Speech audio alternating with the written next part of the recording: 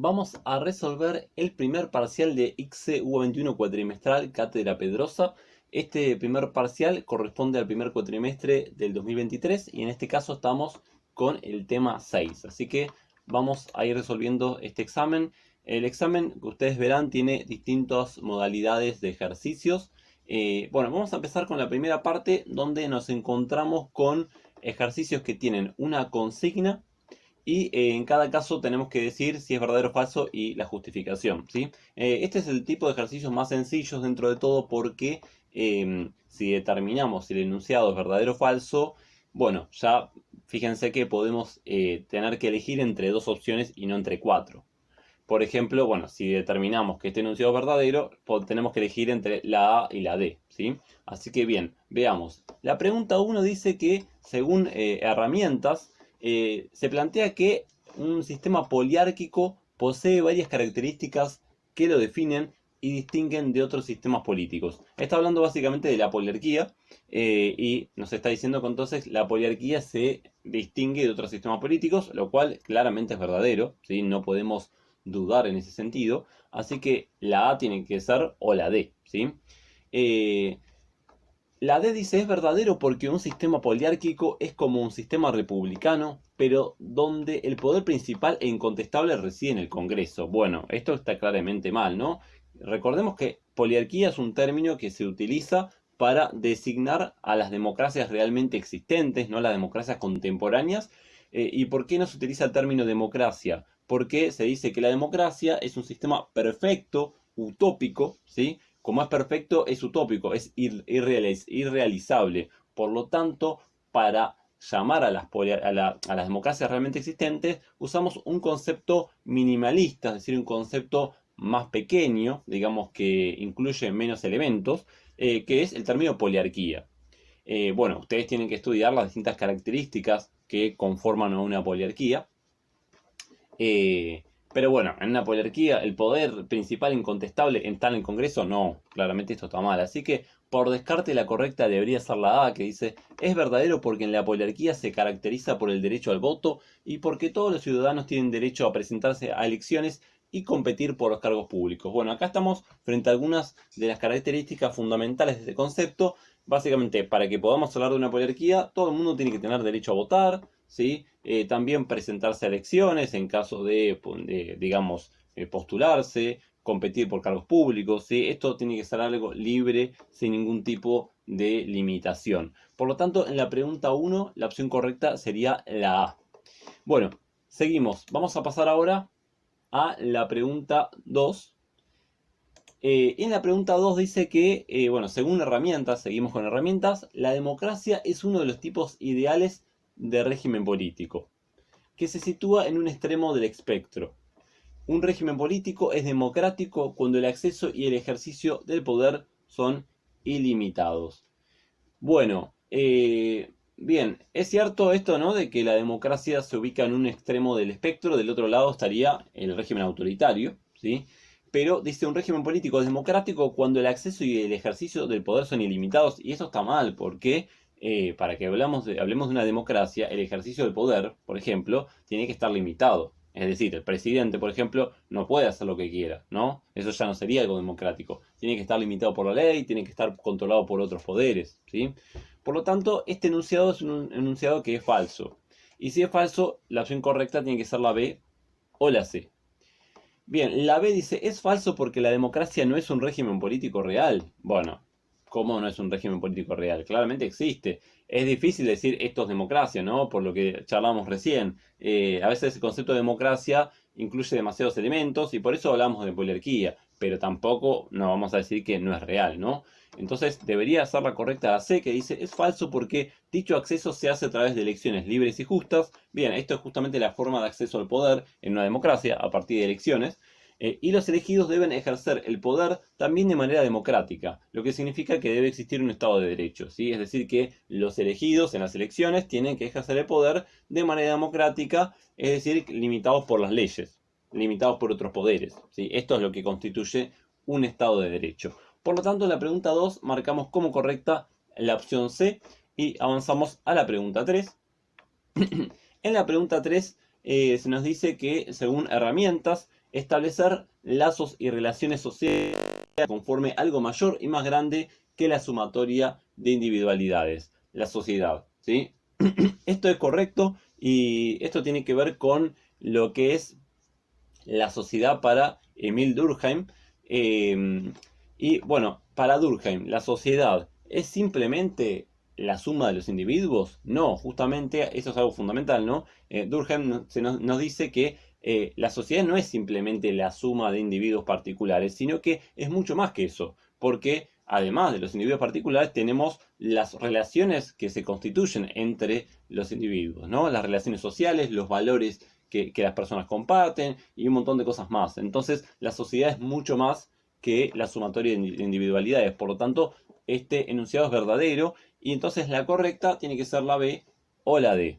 La B dice que es verdadero porque a partir de la noción de que las sociedades no son simplemente el agrupamiento de individuos, Juan Domingo Perón propuso la noción de hecho social. Claramente acá no podemos dudar, esto Durkheim no tiene nada que ver con Perón, ¿sí? Así que claramente la B está mal y la correcta es la D, ¿sí? En este caso fíjense cómo solamente con determinar que el enunciado era verdadero resolvimos el ejercicio, porque la B era prácticamente ridícula y no quedaba otra opción que fuera la D.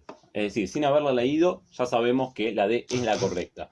La D dice, es verdadero porque a partir de la idea de que las sociedades no son simplemente el agrupamiento de individuos, Durkheim propuso la noción de hecho social como formas de hacer, sentir y pensar que al individuo se le presentan desde afuera y se siente obligado a cumplir. Efectivamente, esto es un planteo fundamental, este concepto de hecho social como aquello, como algo objetivo que se nos impone a nosotros como individuos y que nos obliga o nos compele a actuar de determinada manera, ¿no? Entonces, en la pregunta 3, la opción correcta sería la opción D.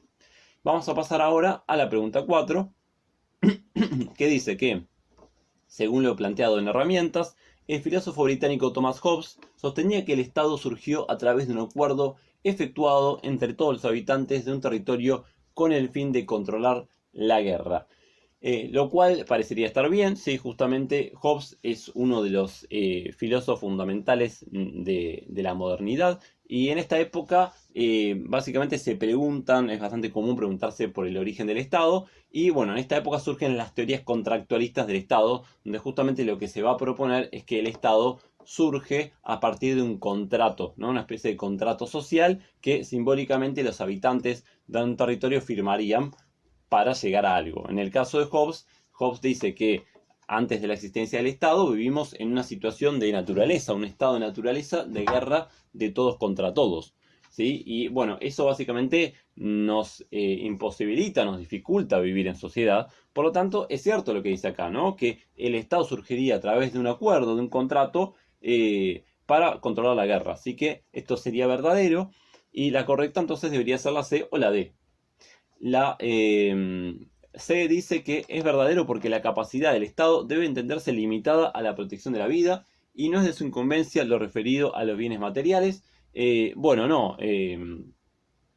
Básicamente eso sería una concepción más liberal del Estado que Hobbes no tiene. Hobbes sería de alguna manera el teórico que está fundamentando el Estado absolutista, ¿no? Un Estado que es realmente muy limitador, que se ocupa de mucho, ¿no? Entonces, no es esto lo que dice. Y por otro lado, esto tampoco tiene mucho que ver con lo que estamos diciendo arriba. Vamos a ver qué dice la D. La D dice, es verdadero porque la aparición del Estado busca poner freno a la destrucción descontrolada y la disgregación social. Y esto es justamente lo que estábamos diciendo antes, ¿no? La aparición del Estado busca frenar la destrucción descontrolada de las personas, ¿sí? Que se estén matando entre sí y que básicamente se disgregue socialmente, que no haya una sociedad. Así que en este caso, en la pregunta 4, sin dudas la respuesta correcta es la D. La pregunta 5 aparece borrada porque justo en esta cursada lo que pasó es que preguntaron cosas del segundo parcial en el primero y las tuvieron que sacar, así que pasamos directamente a la pregunta 6, que dice que, bueno, de nuevo, según herramientas, en la esfera económica el Estado liberal se apoya en la creencia de leyes naturales del mercado, leyes de oferta y demanda y libre competencia, y en la iniciativa individual. Efectivamente, esto es claramente correcto. Para el liberalismo económico existen leyes naturales del mercado que son estas, ¿no? La oferta de demanda, la libre competencia. Así que bueno, acá sin duda la correcta es la C o es la D. La C dice que es verdadero porque los liberales creían que el espíritu de lucro individual promueve el beneficio personal y al mismo tiempo el mejoramiento del conjunto de la sociedad. Eso está perfectamente bien.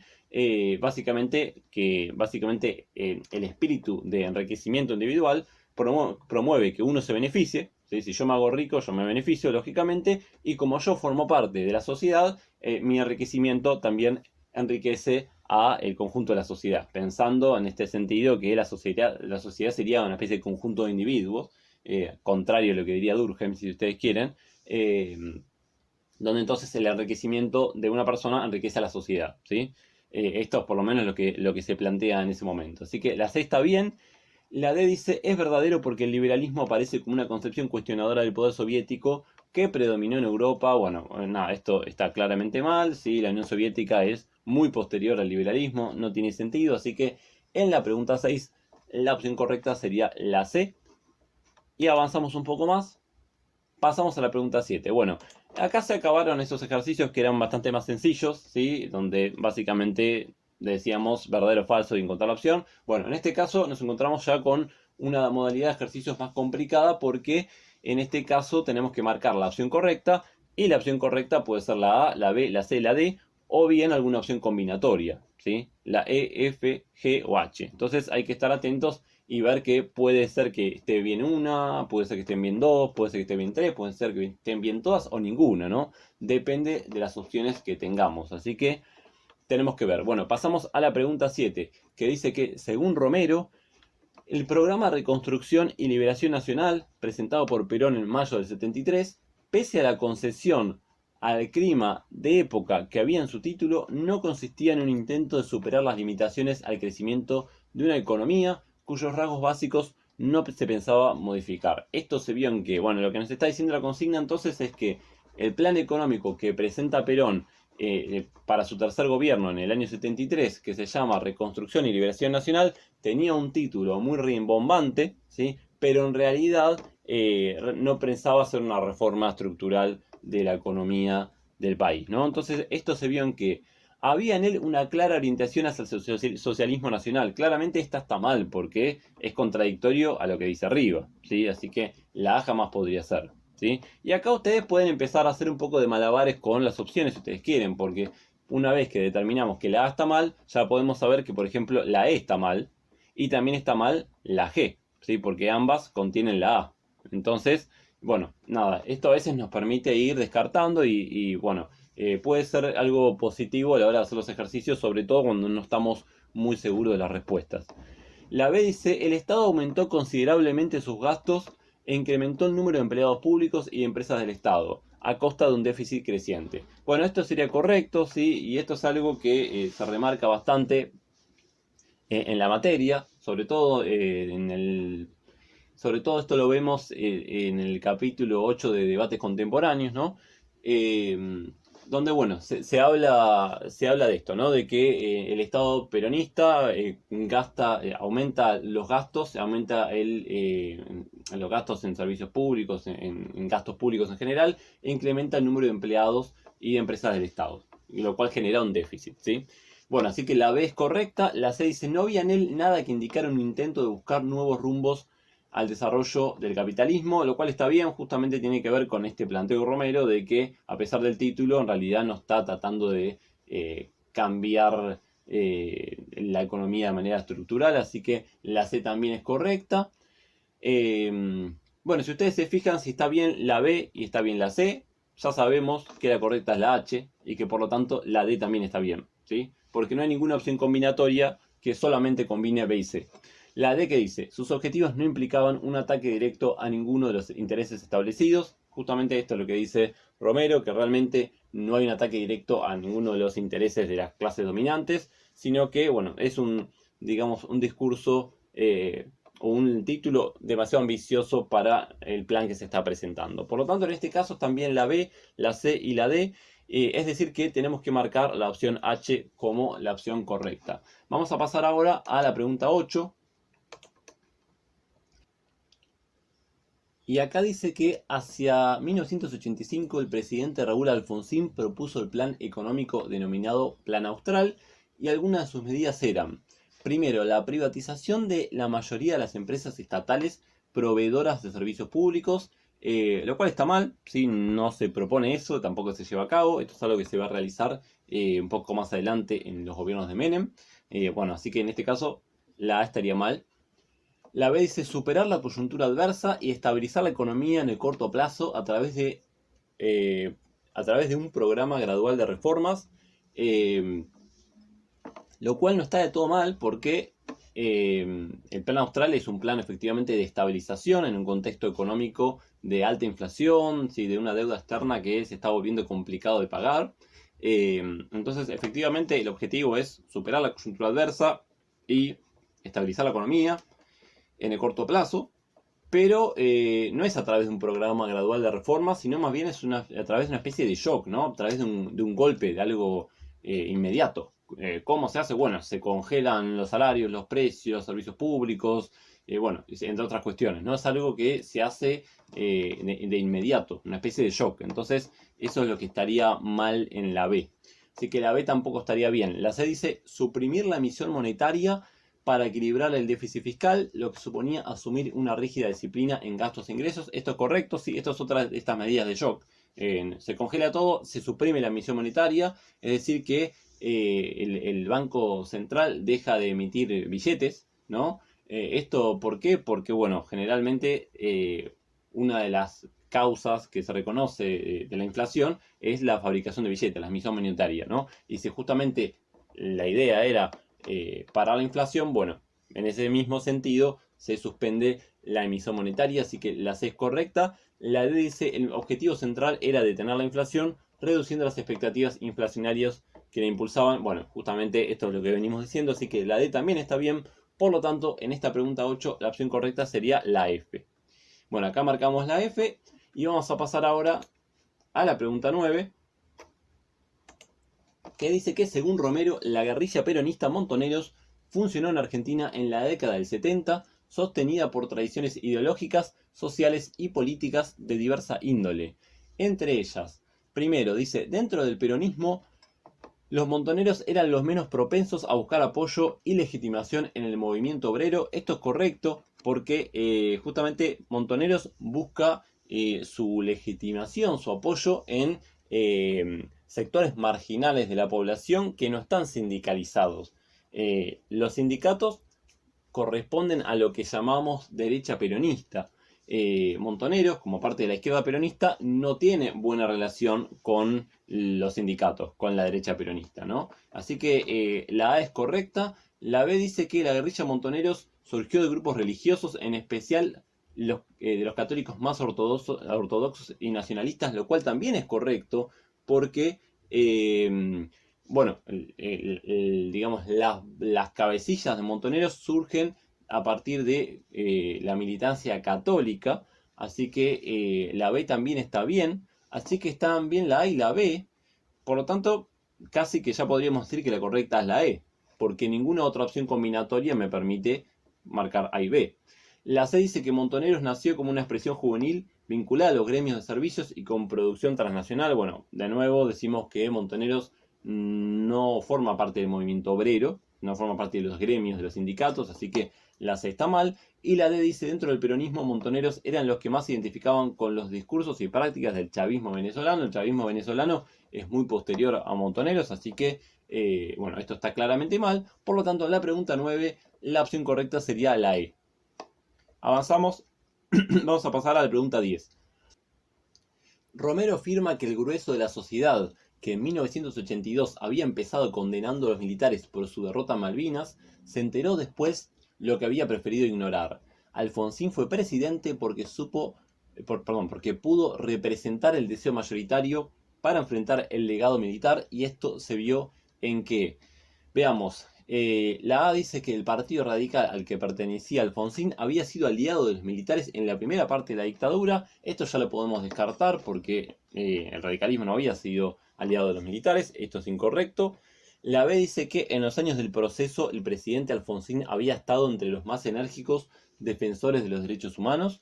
y había hecho en ellos una bandera durante la campaña en la que también fustigó duramente a la corporación militar. Esto efectivamente es correcto. Alfonsín había tenido un discurso, digamos, donde se había distinguido respecto de la mayor parte de los políticos por ser justamente defensor de los derechos humanos y había sido crítico de bueno, lo que había pasado a la dictadura y también había, bueno, justamente criticado duramente a la corporación militar en la campaña para las elecciones del 83. Así que la B es correcta. La C dice que confiaba en que las propias Fuerzas Armadas se comprometieran con la propuesta de asumir la crítica de su propia acción y procedieran a su depuración, castigando a los máximos culpables, lo cual es correcto porque justamente en una primera instancia Alfonsín va a reformar el Código de Justicia Militar y va a llevar la cuestión del enjuiciamiento de cómo habían procedido las Fuerzas Armadas en la dictadura a justamente a un tribunal militar para que ellos mismos se juzguen. Lo que pasó es que ellos se declararon inocentes y bueno, finalmente esto terminó teniendo un juicio, digamos, en la justicia, digamos, que excede a los militares, ¿no?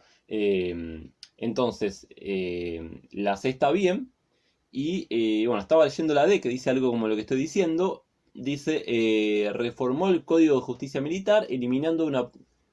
Bueno, justamente ahí está el problema, ¿no? Dice, empieza bien, reformó el Código de Justicia Militar, pero dice, digamos, está mal esto, no es que eliminando una primera instancia castrense y otra civil, sino que justamente es estableciendo primero una instancia castrense donde los propios militares se declaran inocentes y después, bueno, una vez que pasa esto, pasa el juicio a la justicia civil, ¿no? Así que está mal, ¿no? Ya directamente por esto que dice acá eliminando. Así que ojo, hay que leer con atención, porque puede parecer algo que esté bien, pero alguna palabra puede dar vuelta al sentido de la oración. Por lo tanto, en este caso la D está mal y están bien la B y la C. Es decir que en la pregunta 10, la opción correcta sería la F. Avancemos un poco más, pasamos a la pregunta 11, que dice que según Romero, en el llamado Cordobazo de 1969, la movilización social tuvo formas y actores diferentes. Por ejemplo, A. Los inmigrantes fueron actores centrales de las protestas. Bueno, no, no tiene nada que ver esto. Digamos, la cuestión de los inmigrantes, la importancia de los inmigrantes, es algo que compete al principio del siglo, ¿no? Estaríamos hablando en todo caso de 1910, 20, cosas por el estilo, pero no tiene nada que ver con el Cordobazo. B. El estallido fue precedido de una ola de protestas estudiantiles en diversas universidades. Algunas de ellas fueron fuertemente reprimidas. Es correcto, porque justamente el Cordobazo termina siendo un acontecimiento en el cual van a confluir dos olas de protestas, o digamos, sí, olas de protestas, que por un lado vienen desde las universidades y por otro lado desde trabajadores de sindicatos que tienen que ver más que nada con el sector automotor. Así que la B está bien y la C dice el estallido fue precedido de una fuerte agitación sindical en Córdoba, donde se concentraban las principales fábricas de automotores, lo cual también está bien. Es decir que justamente lo que le estaba diciendo recién, sí que el Cordobazo es la confluencia de estas dos líneas de lucha, ¿no? Así que está bien la B, está bien la C, y la D dice la multitud que controló varias horas la ciudad tenía consignas precisas y líderes que coordinaban las acciones, y esto está mal porque el Cordobazo fue algo que fue espontáneo, no fue algo que estuviera planificado, por lo tanto, de antemano, ¿no? Por lo tanto no tenía consignas precisas y líderes que coordinaran las acciones, porque fue algo que se dio espontáneamente. Bien, entonces en este caso también B y C, por lo tanto en la pregunta 11 marcamos como correcta la opción F y pasamos ahora a la pregunta 12, que dice que el video sobre la transición a la democracia que se dedica al caso de Sudáfrica hace referencia a la Comisión de Verdad y Reconciliación, TRC, y afirma que permitió revelar una verdad que de otra manera hubiera quedado relegada a un segundo plano. Aún así quedan temáticas abiertas y heridas no sanadas porque, primero, la TRC era un organismo que apuntaba a implementar una justicia restaurativa. Bien, lo cual está bien, porque la TRC lo podríamos comparar con lo que pasó, por ejemplo, en Argentina, a partir de la investigación que llevó a cabo la CONADEP, Y en Argentina se llevó a cabo un enjuiciamiento y fueron juzgados militares y fueron condenados. En cambio, este tribunal que se llevó a cabo en Sudáfrica, básicamente tiene como objetivo sacar a la luz la verdad, básicamente que se sepa lo que pasó, pero no era un tribunal que pudiera juzgar, ¿sí? Que pudiera condenar. Bueno, eso justamente esta idea de justicia restaurativa, ¿no? Que se sepa. Es un enfoque que se centraliza más en los aspectos psicológicos, por decirlo así, de lo que pasó, pero que no lleva a cabo condenas. Así que la A está bien. La B dice que hubo un importante número de causas penales dirigidas a los responsables de las violaciones de los derechos humanos. Bueno, justamente lo que estamos diciendo es que no pasó eso, ¿sí? Eso sí pasó en Argentina, pero no pasó en Sudáfrica. La C dice que la TRC no era un organismo con potestades judiciales, lo cual está bien porque era un organismo de investigación, pero que no podía condenar, ¿sí? Entonces, la C está bien. La D dice el enfrentamiento entre las guerrillas comunistas que originaron el conflicto político y el Estado sudafricano se resolvió con el aniquilamiento de las primeras, más allá de las políticas de reparación posteriores. Bueno, no tiene nada que ver con lo que estamos hablando. Siempre recuerden que tiene que ver con la consigna. En este caso estamos hablando de qué pasó en el tribunal. Así que en este caso decíamos que estaba bien la A y estaba bien la C. Entonces en este caso tenemos que marcar en la pregunta 12 como correcta la opción F. Vamos a pasar ahora a la pregunta 13, que dice que según Romero en los años 70, Perón buscaba enfrentar a quienes lo derrocaron en 1955, presentándose como el único capaz de contener la movilización social que él mismo alentaba. Así repetía la estrategia de 1945, apelando al bombero piromaníaco. Esto produjo que, bueno, está hablando entonces de Perón en su tercer gobierno, y nos dice que según Romero, Perón se presenta a sí mismo como el único que puede contener a la movilización social que él mismo está generando, ¿no? Por eso se habla del bombero piromaníaco. Piromaníaco es alguien que, bueno, es un maníaco que hace incendios, ¿sí? Bombero piromaníaco es justamente él prende el incendio y él es el único que lo puede apagar. Esta es un poco la metáfora, ¿no? Entonces dice acá, la derrota de 1983 acabó con los equívocos de que Perón estimulaba y abría la lucha por la conducción real del partido. Esto está claramente mal. Perón ya estaba muerto en 1983, así que, bueno, no tiene que ver con lo que estamos hablando. Recuerden que Perón en su segundo gobierno lo asume en el 73 y fallece en el 74, ¿no? B. La guerra interna de aparatos se desarrolló bajo la terrible forma del terrorismo y en particular de los asesinatos que podían ser en proporción variable estratégicos, justicieros o ejemplarizadores. Bueno, y esto está bien, justamente es lo que plantea Romero, que finalmente se va a terminar dando esta forma de terrorismo, donde van a haber asesinatos políticos cotidianos que se van a dar en esta época. Sobre todo, digamos, podemos hablar de asesinatos cruzados desde la guerrilla y por otro lado, en el lado opuesto, la AAA, ¿no? Entonces, la B está bien. La C dice, Perón primero buscara incluir a todos los que invocaran su nombre, desde jóvenes revolucionarios hasta sindicalistas, políticos provinciales conservadores o grupos de choque de extrema derecha, para luego definirse por los sectores tradicionales del peronismo, lo cual también sería correcto porque justamente Perón, haciendo, digamos, siendo fiel a su estrategia peronista, básicamente trata de acordar con todos, pero finalmente se va a terminar decantando por los sectores tradicionales del peronismo, lo que se suele llamar la derecha peronista, que son básicamente los sindicatos. Así que la B está bien, la C también, y la D dice que Montoneros y la juventud peronista aprovecharon la confrontación con Perón y la popularidad que este conflicto les dio para insertarse más profundamente en el movimiento popular y servirse de su espectacular crecimiento luego del 73, lo cual está mal, porque efectivamente, si bien Montoneros y la juventud peronista confrontaron con Perón, esto no les dio mayor popularidad y no pudieron insertarse más profundamente en el movimiento popular, sino que todo lo contrario, van a terminar en la clandestinidad, ¿sí? Así que la D sería incorrecta y en este caso entonces están bien la B y la C. Por lo tanto, en la pregunta 13 marcamos la F. Bueno, la pregunta 14 de nuevo está en blanco, así que vamos a pasar a la pregunta 15. Bien, y acá dice que, según Romero, luego de la salida de Galtieri como presidente del proceso, lo sucedió el general Viñone, que tuvo varios propósitos en su corta gestión. entre ellos. Bueno, recordemos que estamos en la última dictadura militar, con el último presidente de facto, que es Viñone, ya habiendo finalizado la guerra de Malvinas. Y bueno, ¿cuáles entonces son los propósitos de Viñone en su gestión? Primero, el gobierno militar se propuso negociar la salida electoral y asegurar que su retirada no fuera un desbande, lo cual es correcto. Justamente Viñone lo que va a tratar de hacer es organizar una retirada ordenada, por eso trata de negociar una salida electoral, y bueno, y hacer una, digamos, una retirada más o menos presentable.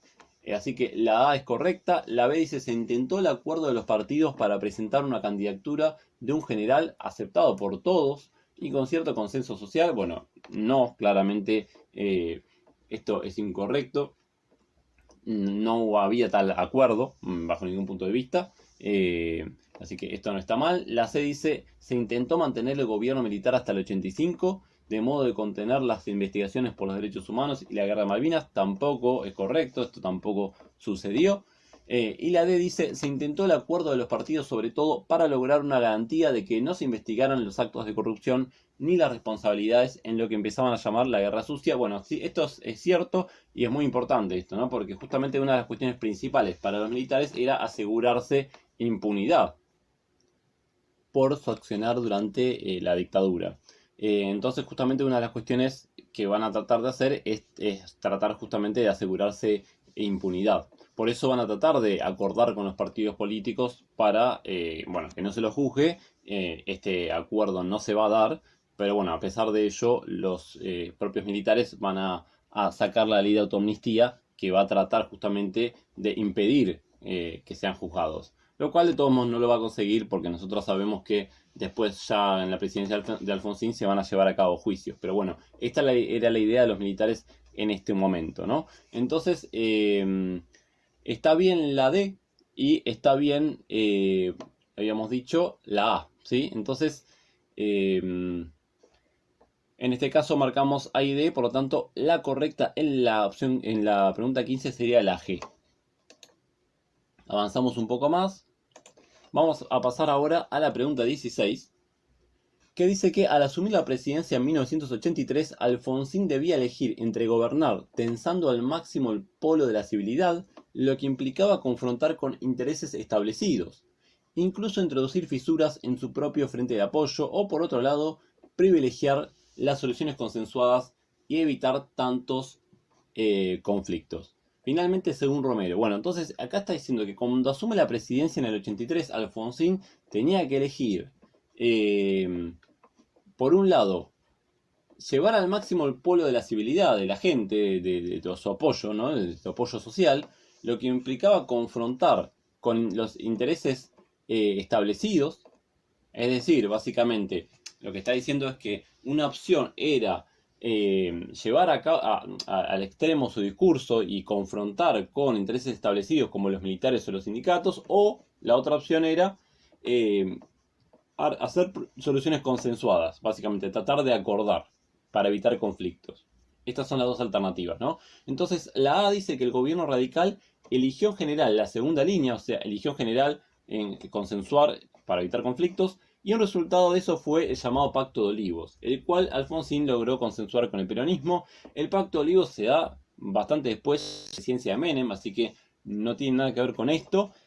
La B dice: el gobierno radical se sostuvo firmemente en la primera línea de los 4 años de su mandato presidencial, confrontando hasta el último día con sindicatos, militares, opositores y la Iglesia Católica. Es cierto que se sostuvo bastante en la primera línea de la confrontación, en los primeros 4 años, hasta el 87 justamente, pero dicen confrontando hasta el último día. Y no, porque justamente hubo un cambio, ¿no? Entonces la B está mal. La C dice: el gobierno radical eligió en general la primera línea y hasta el 87 mantuvo la iniciativa, buscando caminos alternativos y presentando ante cada contraste nuevas propuestas. Esto está bien justamente porque en general mantuvo la línea de la confrontación, nos dice Romero, hasta el 87, pero a partir del episodio de Semana Santa del 87, ¿no? Del primer levantamiento de cara pintada, cambia esta postura.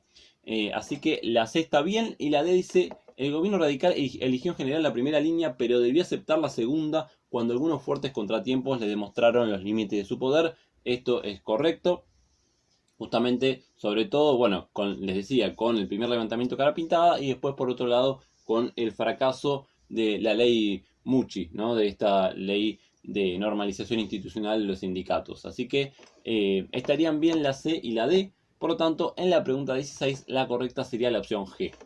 Y ahora pasamos a la pregunta 17, que, bien, dice que en el video sobre transición a la democracia referido a conflictos armados y transiciones políticas, se define que en el pasado se han producido casos de transición a la democracia luego de la derrota militar completa de un régimen que no respeta los derechos humanos. Así se presentan varios casos de este tipo de derrotas militares ocasionadas por fuerzas no nacionales, entre ellos. Estamos hablando entonces de casos donde se da una derrota militar completa, donde básicamente un ejército es derrotado por otro ejército de otro país, ¿no?